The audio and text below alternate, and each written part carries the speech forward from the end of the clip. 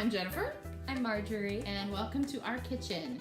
So we're going to do some demonstration of some of the semi-homemade recipes that we sent you. We're going to start with the first recipe, which is the beef filled crescents. So Marjorie's going to do the cooking, I'm going to do the filming, and get ready to have some fun.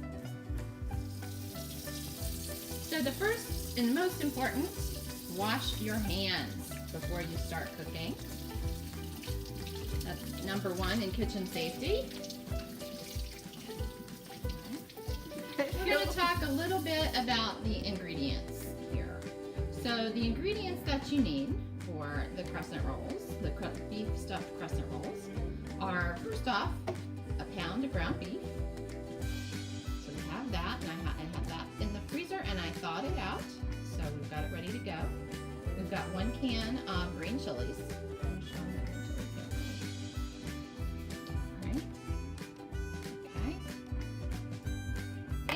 We have chili powder and cumin, cream cheese, and the recipe calls for 3 tubes of crescent rolls. For our demonstration, I just brought out 2 because we're going to make it again later.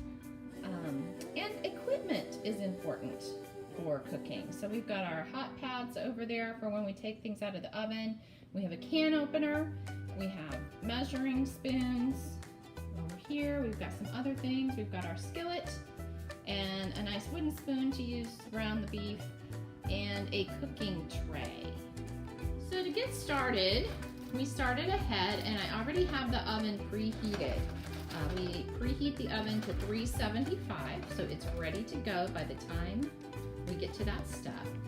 Marjorie's putting the ground beef in the pan, and you want to have this at a medium heat. You don't want to have it too high so it doesn't cook, so it cooks too fast or too low. So about medium. And then you just brown the beef, like what she's doing there, with the spoon. You kind of chop it up. A wooden spoon is nice to use for these. If you have one.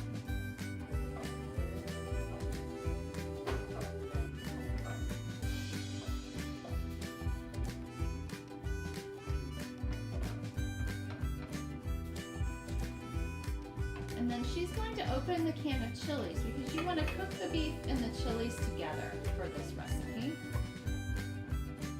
And we use just a hand opener, a manual can opener. Some people have an automatic, so you want to check with your parents and see what you've got in your kitchen.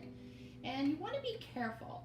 You want to make sure you're practicing good safety because the lids on those get kind of sharp. So you want to make sure that you don't cut yourself. And then go ahead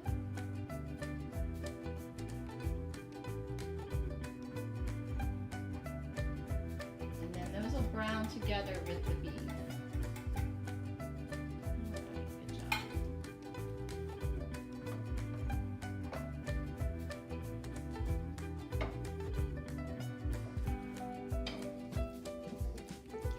So when you're browning beef, you want to make sure that the beef gets all the way browned through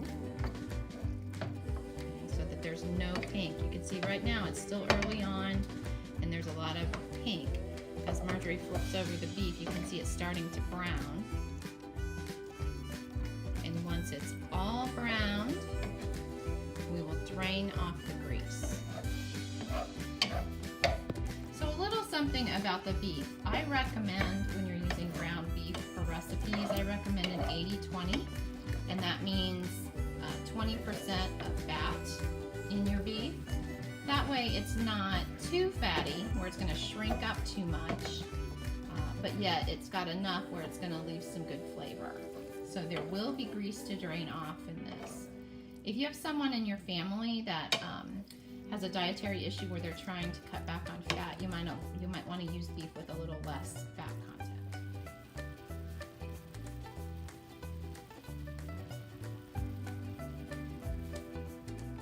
Okay, so it looks like we are about at the point where it is completely browned through. You think so, Margie? Yep.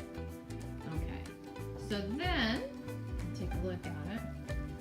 You can see it's completely browned through and it's got the chilies in there with it. So we need to drain that grease off. And as she's getting ready to do that, you're going to have your own technique to do this. We just use a large spoon and spoon it into a heat-proof container.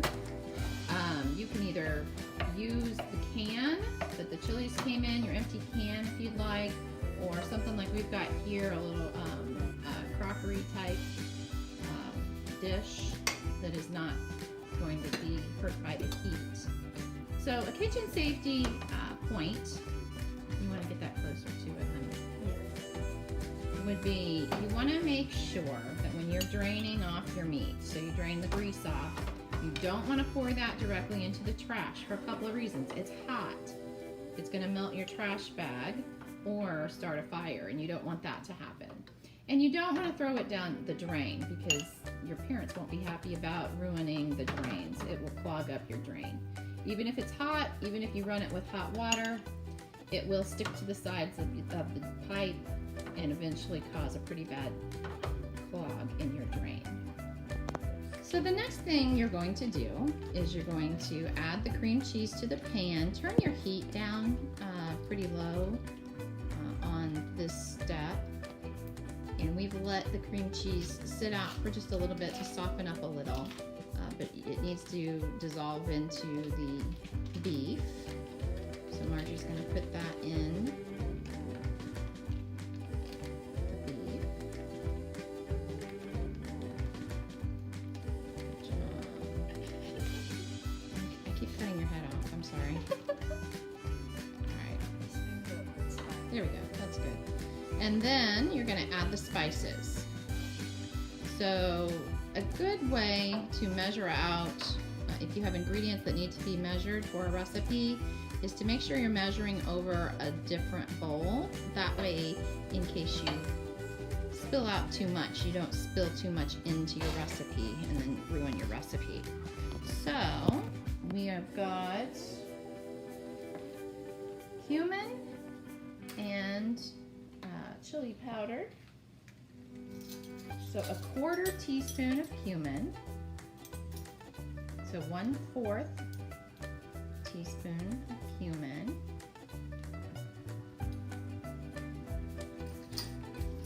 Okay, she's going to drop that into the beef. And a 1/4 teaspoon of chili powder.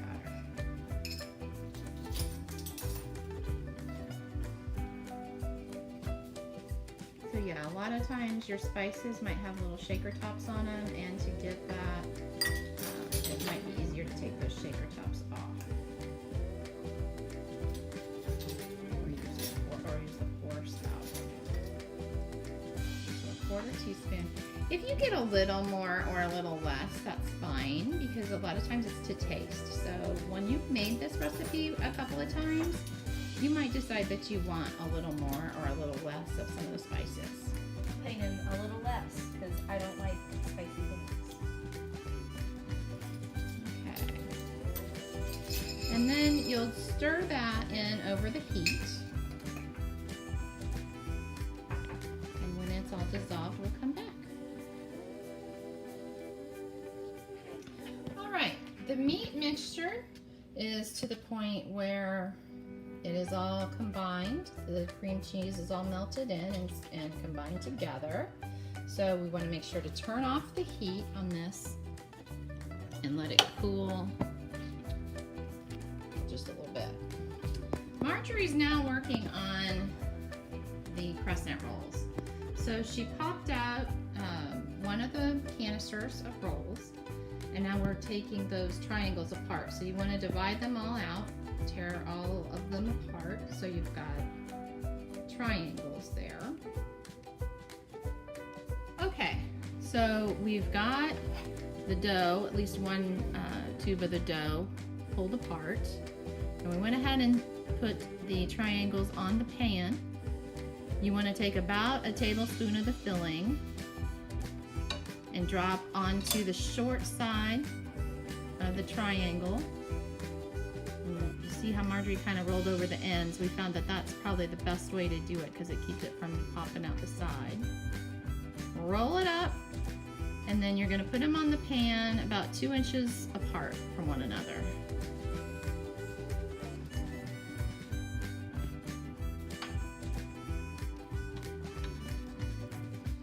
So a little bit of the filling.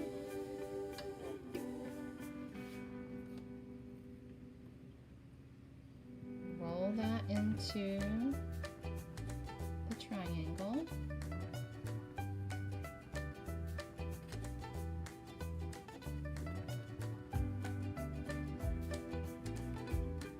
And this is an ungreased pan.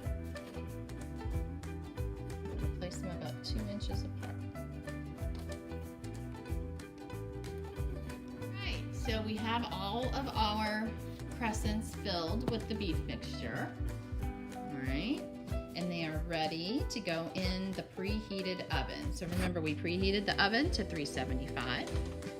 So just be careful. This is another safety issue.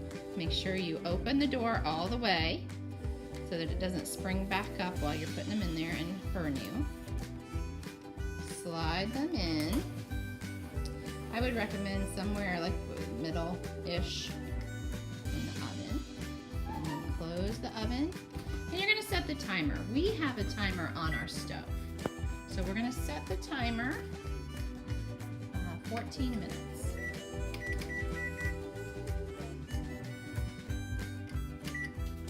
Okay, so you can use that, or you can use a timer that looks a little more like something like that, a standalone timer, or you can just use your phone. Either way, 14 minutes, and we'll check them then and see how they look. All right, so the time has come.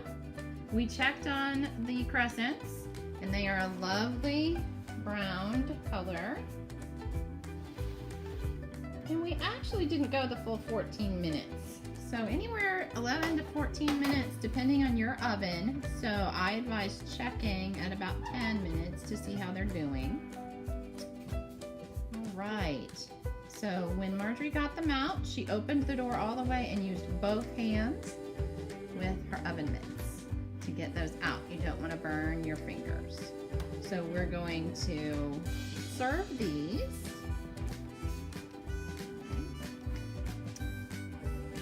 So we want to get